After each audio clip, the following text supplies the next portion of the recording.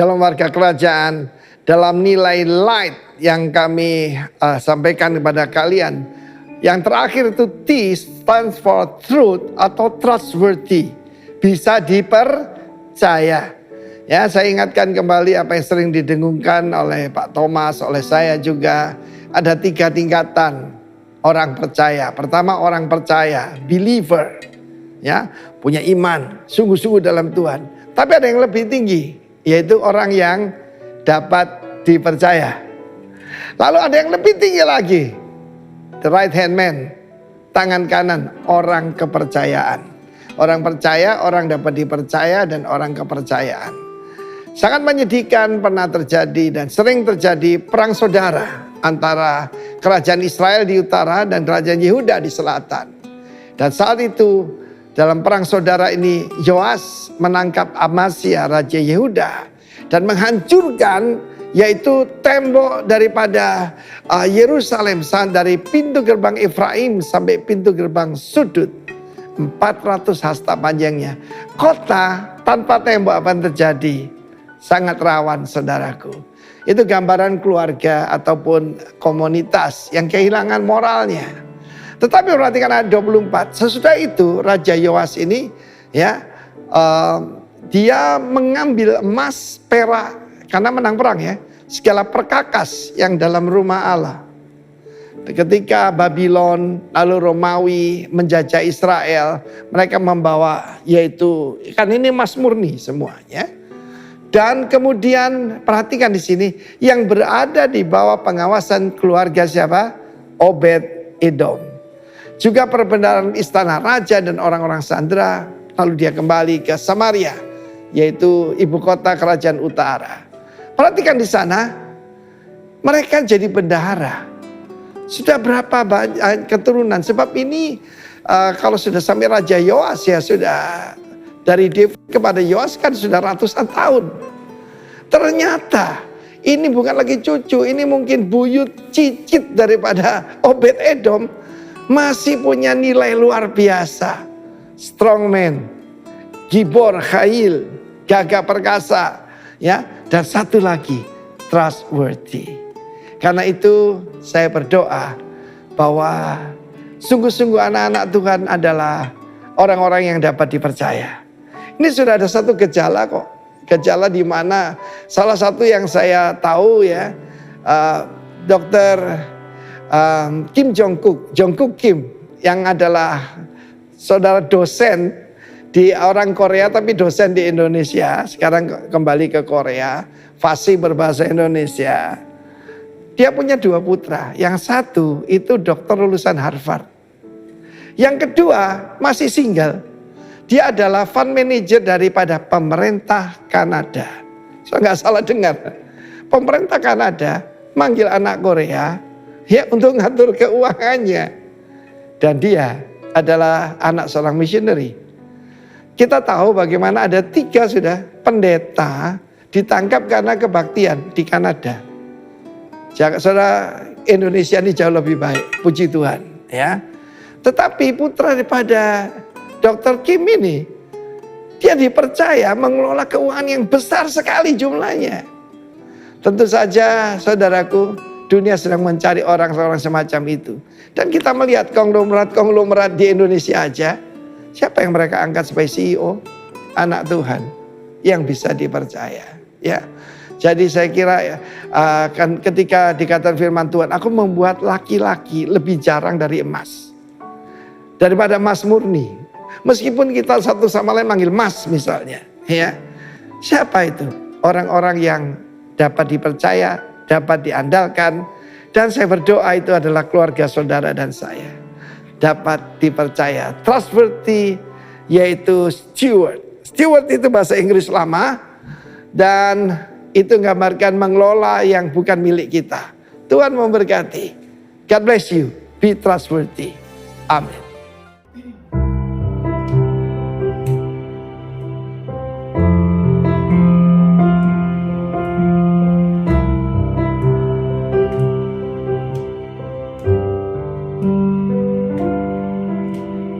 Bapa datang padamu.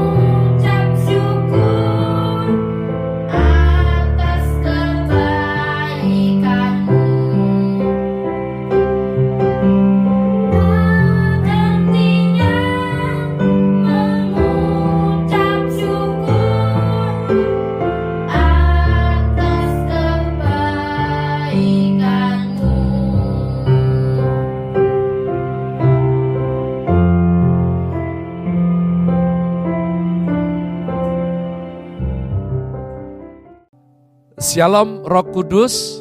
Gimana Bapak Ibu Gatot? Terus bersukacita, amin. Sehat selalu ya Om Tante ya.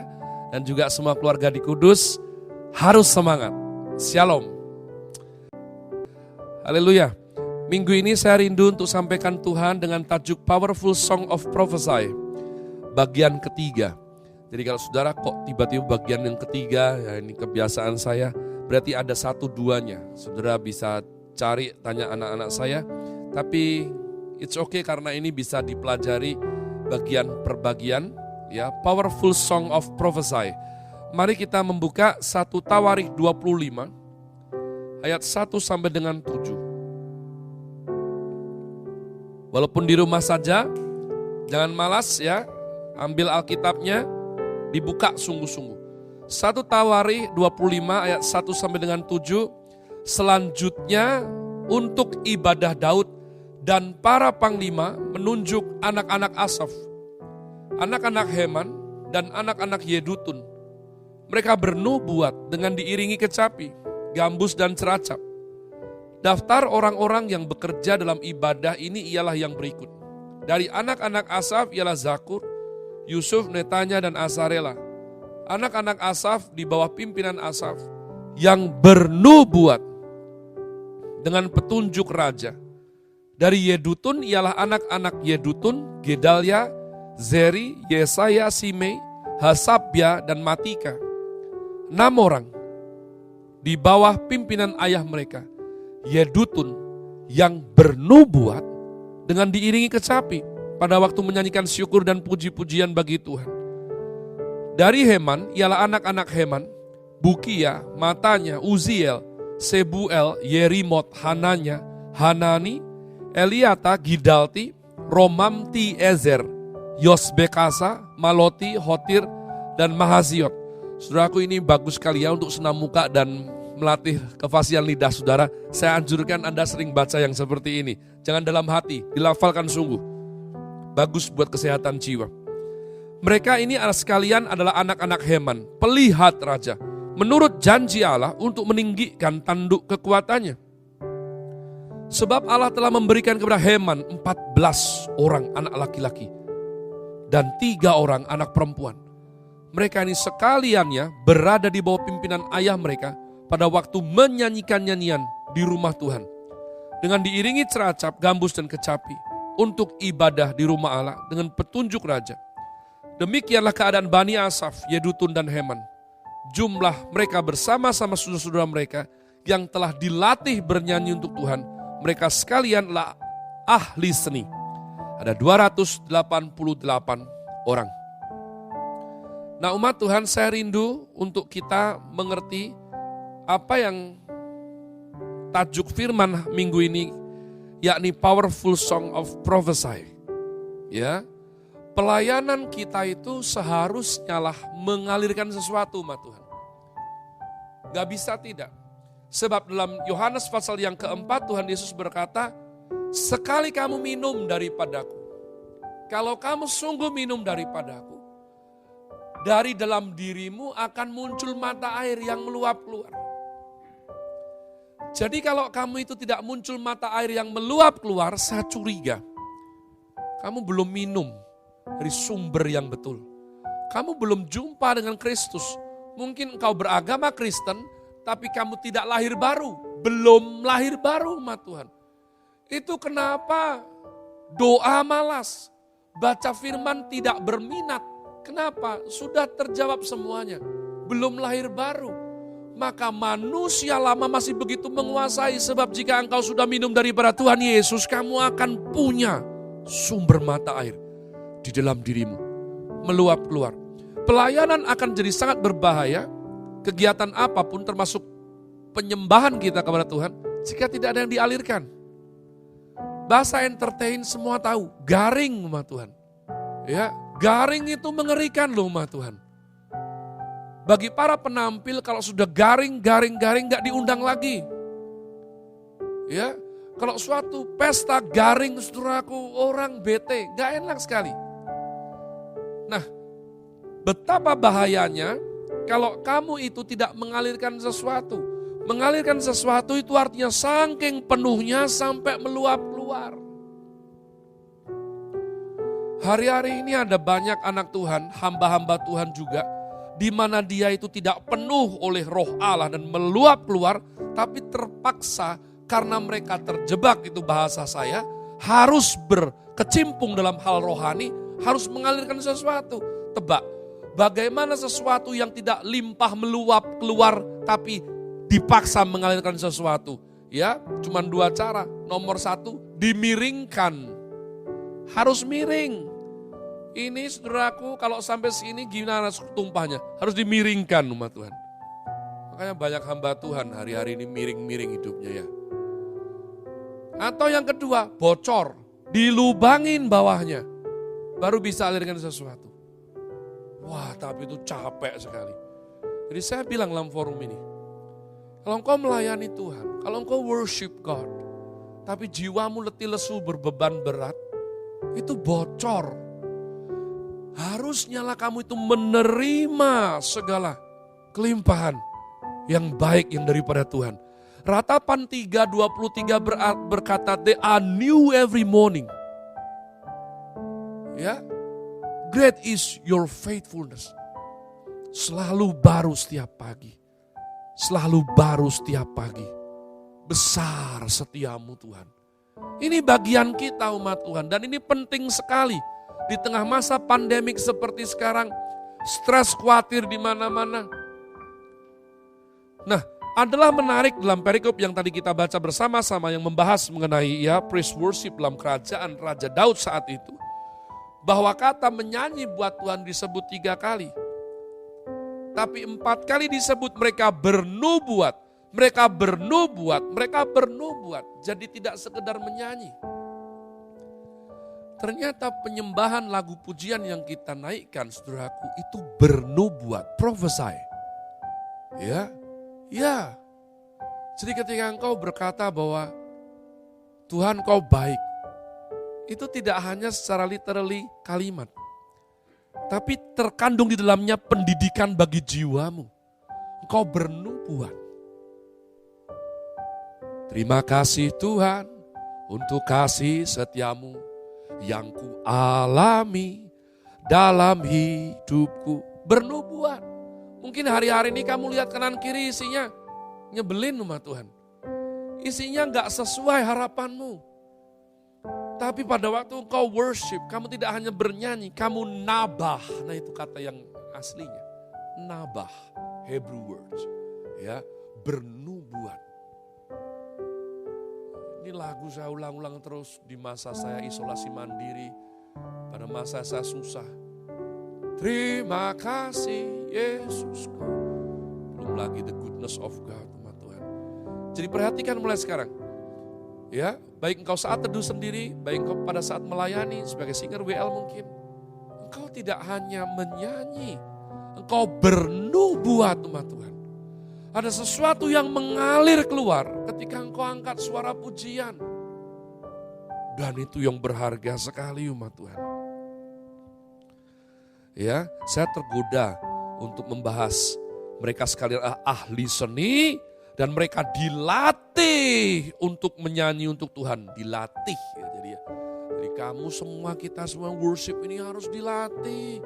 Pada zaman Raja Daud aja mereka dilatih, sengaja dinaikkan skillnya, upgrade saudaraku. Jadi jangan, wah gini ada puji Tuhan, kamu melayani apa? Tapi lain kali saya bawakan umat Tuhan. Hari ini saya mau rindu untuk kita ngerti betul-betul pada waktu kita itu menyanyi, pada waktu kita menyembah naikkan pujian, kita ini seharusnya lah bernubuat, kita mengalirkan sesuatu inside out, dari dalam keluar, nabah, bernubuat. Penyembahan adalah menghidupi janji Tuhan. Kita sedang menyanyikan janji Tuhan yang kita percayai. Itu karena itu kita menyanyi. Maka saya sebel sekali dengan lagu-lagu yang jelek-jelek liriknya. Saya nggak mau nyanyi. Yang saya bilang sama anak saya, walaupun bagus, ini kan cuman lagu. Nggak bisa cuman lagu. Pada waktu nyanyi lagu kamu pakai jiwa umat Tuhan. Nanti terkamiri, ternodai. Ya, jadi jangan main-main dengan lagu. Jangan main-main dengan kamu mengucapkan sesuatu dengan mulutmu umat Tuhan. Jadi bernubuat artinya apa? Kita ini bersedia terus diperbarui hidup kita umat Tuhan. Ini yang berulang-ulang saya katakan bahwa worship itu berbeda dengan aktivitas karaoke rohani. Ya, atau professional singer, berbeda. Kita worship, artinya hidup kita ini milik yang kita sembah. Milik Raja kita. Dan supaya proper umat Tuhan, kita rela untuk diubah setiap hari. Menuju apa? Christ likeness. Ya, saya rindu sekali. Cara kita marah 5 tahun yang lalu sama sekarang harusnya berbeda. Cara kita melayani Tuhan, cara pikir kita umat Tuhan, cara kita memandang harta di dunia, cara kita melihat rumah mewah orang lain, cara kita mengingini sesuatu harusnya berubah. Roma 12 ayat 1-2 berkata bahwa transform, makin sayang Tuhan, makin transform by the word of God. Ya, jadi umat Tuhan, pada waktu kita worship, pada waktu kita menyembah, pada waktu kita ini lebih lagi mengasihi Tuhan, kamu harus dapati hidupmu berubah. Kamu harus dapati hidupmu transform. This is the powerful song of prophesy. Jangan jadi orang yang hafal 14 album rohani, ya, tapi hidupnya nggak ada perubahan. Nah, saya mau kita belajar sesuatu yang indah dan keren sekali, ya. Greka, Hebrew. Kita mengerti perjanjian lama ditulis dalam bahasa Ibrani umat Tuhan. Tapi luar biasa terkandung rahasia yang dahsyat sekali. Tuhan Allah menulis perjanjian baru dalam bahasa Yunani, Latin, Greka. Kenapa? Untuk mempermalukan Ibrani yang sombong. Mereka yang menolak Allah, saudara, kalau baca perjanjian lama. Mereka bangsa yang bebal, tegar, tengkuk umat Tuhan. Mereka berkhianat. Bahkan dikatakan dalam kitab Hosea. Mereka serupa perempuan sundal yang mengkhianati Tuhannya. Oleh karenanya perjanjian baru ditulis dalam bahasa Greka, Yunani umat Tuhan. Itu bahasa kafir menurut orang Ibrani. Ya, jadi ada pengharapan. Mau seperti apapun masa lalumu, kafir penuh aib, gak kenal Tuhan, penghujat Tuhan. Tapi Tuhan bisa ubah. Kalau kamu worship, kamu sayang sama Tuhan, tidak mungkin tidak. Saya setiap kali lihat hidup saya sekarang, saya enjoy sekali. Saya bersuka cita sekali. Saya menemukan, saya makin berubah dalam Kristus. Saya diperbaharui setiap hari. Ya, jadi ini sesuatu sukacita yang indah sekali. Nah umat Tuhan, kalau saudara membaca, engkau akan temukan dalam Yohanes 12 ayat 13, perkataan Hosana. Nah, kenapa ini menarik umat Tuhan? Ya, ada 3 tempat yang berbeda, ditulis dalam 3 Injil. Matius 21 ayat 9 dan ayat 15, Markus 11 ayat 9 dan 10, atau simply John, Yohanes 12, 13 tadi. Hosana, Hosana, Hosana to the son of David, Hosana in the highest, and Hosana. Jadi umat Tuhan, kenapa ini menarik? Karena saya kasih tahu, penulis Hosana ketika mentranslate daripada bahasa Greka Yunani kepada King James umat Tuhan, menemukan ya bahwa dalam keluarga bahasa Inggris tidak ada kata Hosana. Makanya dia langsung tulis dari Yunani. Makin menarik, karena dalam bahasa Greka Yunani tidak ada akar kata Hosana, tidak ada. Tidak ada Hosana umat Tuhan. Lalu ketika dilacak sampai Hebrew, juga tidak ada kata Hosana. Tidak ada. Yang ada adalah bahasa Ibraninya Hosea. Hosea, nah, ya, yang artinya help me, save me please, tolonglah aku. Ini seperti ada orang belum begitu bisa berenang, lalu temanmu bercanda didorong ke kolam yang dalam. Ya, wah, tolong saya, save me please. Hosea, spasi, Nah, Hosiena. Jadi bukan Hosena umat Tuhan. Dan artinya adalah save me please, help me, tolong saya, tolong aku. Nah, menarik sekali umat Tuhan. Ya, jadi ternyata dalam satu kata pujian ini terjadi suatu kisah pembalikan keadaan yang indah sekali. Sehingga kata Hosiana ini dalam kurun waktu yang lama, but by the grace of the Lord, oleh karena anugerah Tuhan, ya, teriakan minta tolong, seruan memelas, teriakan minta pertolongan karena sudah mentok hidupnya, sudah buntu jalannya umat Tuhan, menjadi suatu pekik sorak-sorai kemenangan, menjadi suatu seruan yang pantas diserukan bagi sang raja. Hosena, Hosena in the highest. Raja sudah datang. Ketika Tuhan Yesus masuk, dipermuliakan di Yerusalem. Daun palma dilambaikan, semua jubah ditaruh di jalan umat Tuhan. Mereka berteriak, Hosena, Hosena in the highest. Luar biasa. Menggambarkan hidup kita, amin. Ya.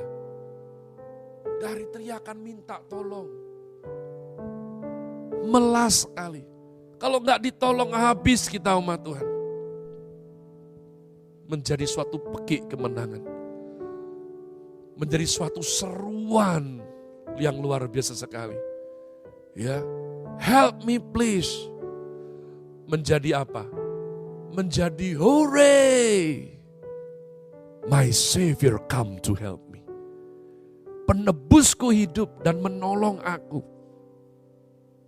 Luar biasa sekali. Tanpa hal-hal seperti ini, saya akan curiga. Orang Kristen belum tentu lahir baru, Tuhan.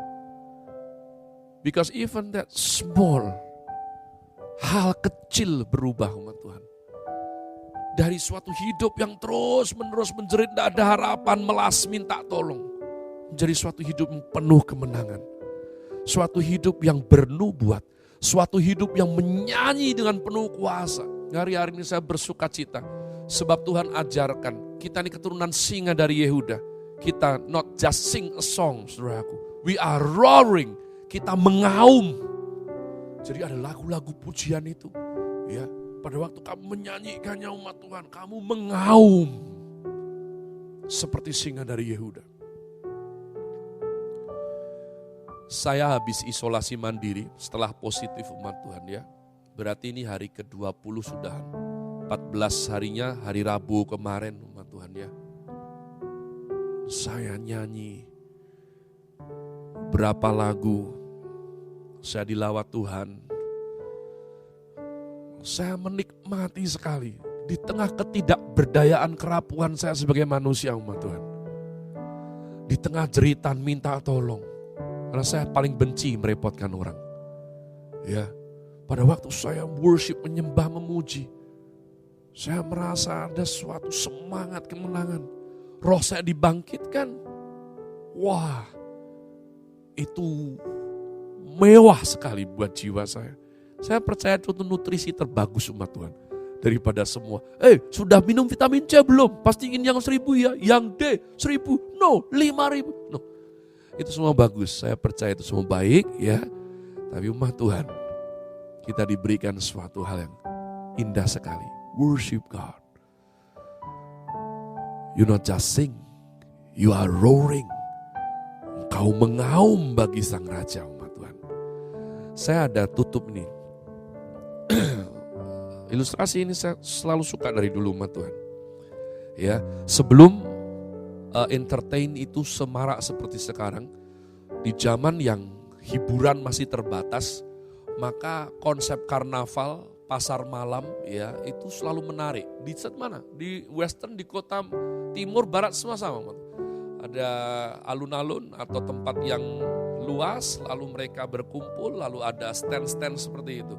Ya, dan ilustrasi ini saudaraku sebutlah dari zaman seperti itu ketika ada panggung kayu yang sangat sederhana dan di atasnya akan ada Mike T. James ini raksasa yang gede sekali, pegulat bebas sama Tuhan, yang tidak pernah kalah. Ya, dia akan mulai pertunjukannya seperti dia berdiri di stage panggung tersebut, dan dia biasanya akan bawa satu gepok kantong uang di mana dia dapatkan dari para pengunjung, dan dia akan kasih di meja prok. Dia akan mulai, siapapun dia yang bisa jegal saya jatuh, yang bisa jatuhkan saya, uang ini buat kamu. Dan dia akan pasang kuda-kuda seperti itu. Nah, singkat cerita, pertunjukan terakhir daripada Mike T. Giant ini bukan jegal tadi, kaki bukan. Dia akan ambil 3 jeruk sama Tuhan, jeruk peras ya. Lalu dia biasanya akan dengan tangan 2 itu, saudaraku, peras itu di satu gelas besar. 3 jeruk jadi satu. Dan dia kuat sekali sama Tuhan. Dia peras sampai tetes terakhir. Itu pertunjukan terakhir dia. Lalu dia akan minum dulu, semua tertawa, dan dia bilang, ini pertunjukan terakhir sebelum saya pergi. Caramu menangkan uang 1 kantong ini, kalau bisa kamu bawa semua. Siapa yang bisa memeras jeruk yang sudah saya peras tadi, sampai keluar 1 tetes saja jatuh ke panggung ini, uang ini punya kamu. Wah, ya, itu orang-orang bayar, saudaraku, 10 sen untuk dapetin 1 kantong uang. Mereka pikir gampang, uangnya masuk terus. Ya harus bayar dong, harus bayar sejumlah misalnya ya 20.000 untuk kesempatan dapat 4 juta, gitu kira-kira seperti itu. Mau orang, saudara. Dan mereka baru sadar setelah sentuh jeruk itu ternyata emang sudah kering sekali dan keriput. Mike T. Giant ini kuat sekali. Sehingga betul-betul diremes-remes kayak apa, gak ada yang netes sama Tuhan. Gak ada yang netes. Ya, singkat cerita itu berlangsung sekian lama dan itu uang masuk terus. Tapi suatu kali pertunjukan ini terpatahkan. Karena semua sudah coba, anak-anak muda yang ya tricep, bicep, saudaraku, yang wah 6 pack, 4 pack, saudaraku, yang apa itu, sudah coba, enggak ada. Singkat cerita umat Tuhan, seorang ibu-ibu ya itu naik ke atas panggung. Ibu-ibu sederhana, ibu-ibu rumah tangga yang kira-kira mungkin usianya udah 51, 49 seperti itu. Benarkah kalau aku bayar 10 sen aku bisa dapat uang 1 kantong itu dengan meneteskan air dari jeruk ini 1 saja? Mike T. Giant bilang, ya, yes ma'am, it's all yours. Punyamu kalau kamu bisa. Nah umat Tuhan, si ibu ini mulai peras. Dan seperti biasanya gak ada satupun. Cuman hari itu para pengunjung terhenyak. Mereka kaget. Wah iya lah, ini loh bedanya. Ya, ini bedanya kalau orang itu ada lapar dari dalam, haus dari dalam, umat Tuhan. Apa yang terlewatkan dari para pengunjung yang sudah lebih kuat, yang sudah mencoba terlebih dahulu, karena Mike T. Giant tidak pernah memberikan batas waktunya. Jadi si ibu ini terus remas 5 menit, 10 menit, 15 menit, diremas terus, dia tidak berhenti. Sedangkan orang lain, saudaraku, 2 menit, nggak bisa letakkan orang maju lagi. Enggak, dia 5 menit terus, saudaraku. Sampai akhirnya dramatis sekali. Entah karena memang dari jeruknya, atau dari keringat dari tangannya, nggak ngerti. 1 tetes turun, tas ke panggung, dan uang itu milik si ibu. Semua pengunjung, tahu gitu. Tapi ya siapa? Mereka semua mencobanya di depan. Memang Mike T. Giant tidak pernah kasih durasi paling lambat atau deadline yang gak ada memang. Lalu si raksasa ini, ibu, ini uang buat kamu.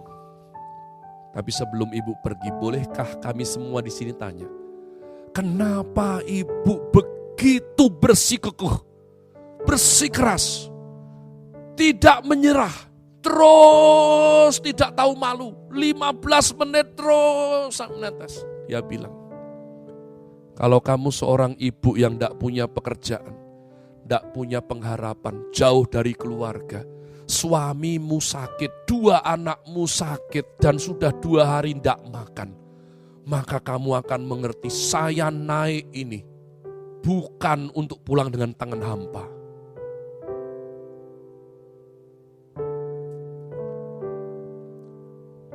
While we come to our King dengan haus umat Tuhan, bukankah beliau janjikan, kau yang datang kepadaku dengan haus lapar, aku akan memuaskanmu. Di situasi seperti sekarang ini, jangan doa sembarang. Doa yang dangkal, doa yang apa adanya, yang ya doa. Jangan nyanyi sembarangan nyanyi. Datang dengan lapar umat Tuhan. Datang dengan haus. Raja murah hati. Setelah sekian lamanya, dia tidak akan lepaskan kamu dengan tangan kosong kok. Dia akan jawab doamu. Dia akan jawab seruan kita. Sehingga apa yang tadinya kita datang dengan seruan minta tolong, berakhir dengan seruan kemenangan. Karena penebus kita hidup. Bapak kita baik umat Tuhan. Tidak mungkin katanya. Beliau yang bilang sendiri, tidak mungkin. Kamu yang jahat goblik aja. Tahu memberi yang baik buat anak-anakmu kok. Apalagi aku, kata Bapak. Aku gak akan kasih kamu batu ketika engkau minta roti. Aku tidak akan kasih kamu ular ketika kamu minta ikan. Come to me. Amin. Ya, saya percaya ini pesan Tuhan. Di tengah situasi yang tidak mudah ini. Baik secara kesehatan, pandemik, keuangan, finance, ekonomi. Seluruh dunia sedang diuji. Mari sungguh-sungguh umat Tuhan. Hati kita berpaut kepada Sang Raja. Be lifted higher, higher, be lifted higher. Whoa, Jesus, you be lifted. Kau yang semua di rumah saja, mari bangkit berdiri, nyanyi bersama saya umat Tuhan. Be lifted higher. Whoa, Jesus, Jesus, you be lifted higher, higher, be lifted higher. Let our King be lifted high. Let our King be lifted high. Let our King be lifted high. Say, oh, say, and I. This is the powerful song of prophecy. Hosanna, Hosanna.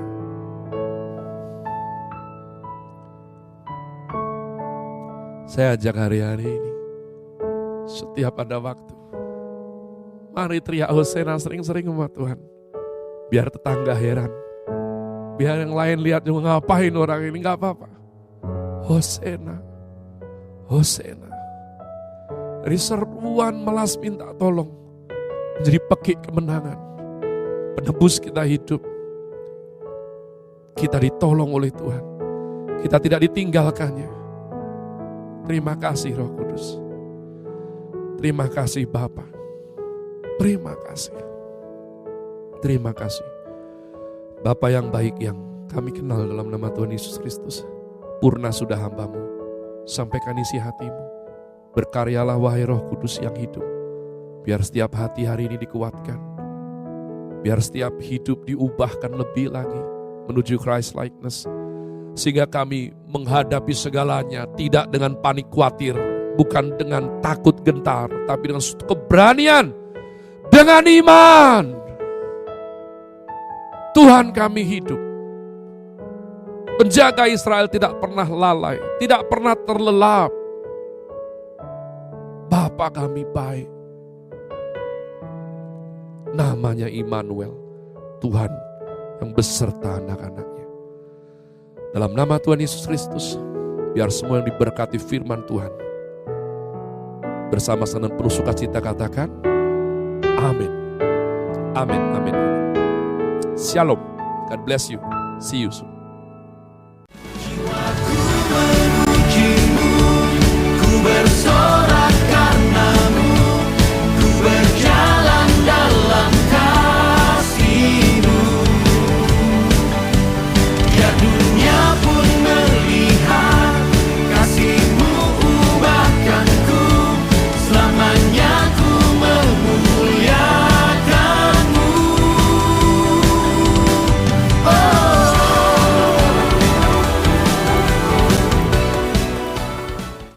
Puji nama Tuhan, saudara sudah diberkati firman Tuhan yang luar biasa.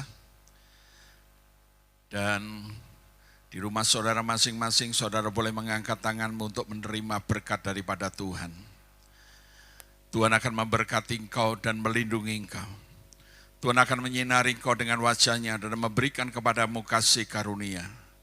Dan Tuhan menghadapkan wajah-Nya kepadamu, memberikan kau damai sejahtera, kekuatan yang melimpah-limpah, mulai hari ini sampai selama-lamanya. Di dalam nama Tuhan Yesus, amin.